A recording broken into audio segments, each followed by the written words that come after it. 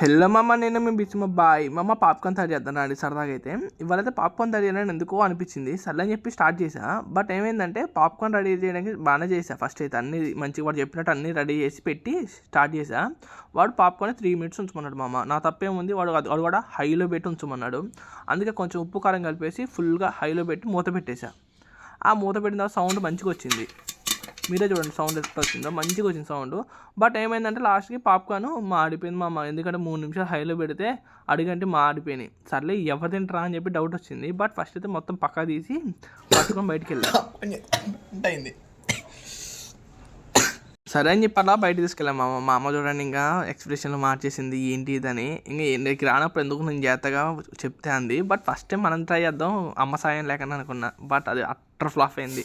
ఇంక మా అమ్మ నవ్వుతూ దాని అయితే అట్లా ట్రై చేసింది. ఇంకేం చెప్పాలో అర్థం కావట్లేదు మా అమ్మకి. ఓకే బాయ్ మామ, లైక్ చేసి సబ్స్క్రైబ్ మామ.